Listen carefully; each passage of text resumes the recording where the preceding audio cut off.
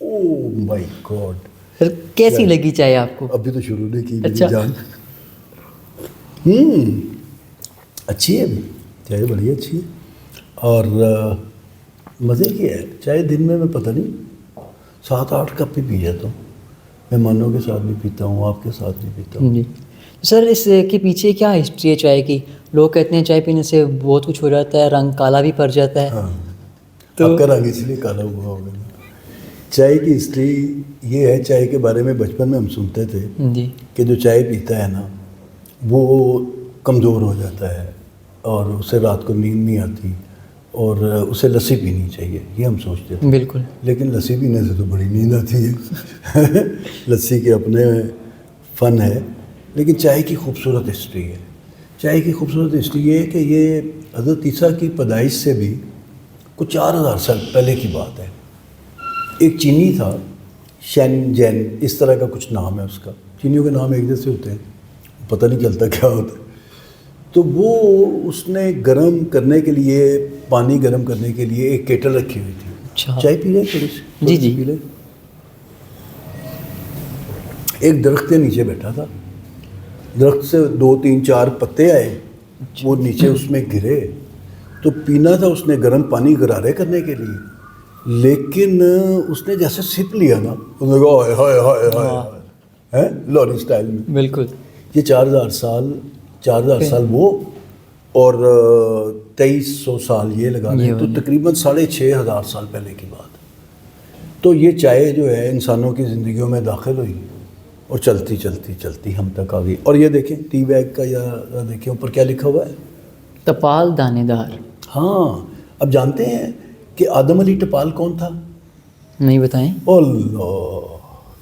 کراچی کے جوڑیا بازار میں 1947 میں ایک دکان تھی.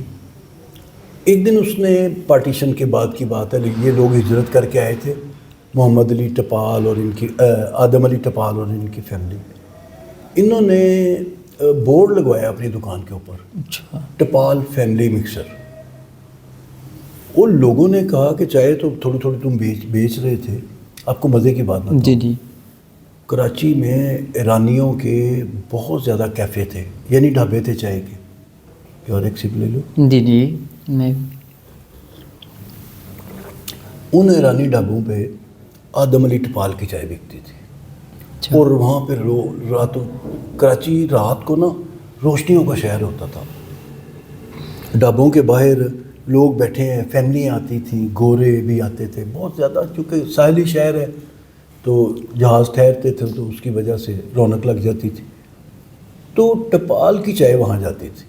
جس دن اس نے فیملی مکسچر کا اعلان کیا نا, لوگوں نے کہا یہ کیا ہے؟ اس نے کہا میں سیلون سے منگواتا ہوں. آپ کو پتہ ہے سری لنکا کا پرانا نام سیلون ہے. جی جی. تو وہ سیلون سے چائے منگواتا تھا. اچھا. اور امپورٹ کرتا تھا, اور بڑا اس کا نام تھا. انہی دنوں میں ایک اور واقعہ ہوا. یہ اس واقعہ کے راوی نا میری امی اور میرے ابو ہیں. انہوں نے کہا کہ جب ہم ہجرت کر کے لاہور پہنچے نا, تو لاہوریوں نے مہاجرین کے لیے بڑا ہی ویلکم پروگرام بنایا ہوا تھا. بہت زخمی آ رہے تھے, بڑے برے حالات میں تھے, کئی لوگ شہید ہو چکے تھے. تو جب یہ لوگ لاہور پہنچے, میری نانی, نانا, دادی, دادا یہ آپس میں بھائی تھے, تو اس لیے تو وہ پہنچے تو وہ کہتے ہیں لاہور یہ دیگیں پکا کے لائے ہوئے تھے, وہ چنے والے پلاؤ کی. اچھا. اور اس کے ساتھ چائے بھی تھی. وہ کہتے ہیں ہم چائے سے ذرا ڈرتے تھے, چونکہ ہمارا خیال تھا کہ انگریز اپنے دور میں مفت چائے پلاتے تھے, تو یہ کوئی نشہ ہے, یہ کوئی انگریز کی سازش ہے, تو ہم نہیں پیتے تھے چائے. لیکن ہم نے چائے پی اور ہم نے کہا یہ وہی دن ہیں جن دنوں میں ادھر اس نے ٹپال مکسر چائے کا بورڈ لگایا تھا.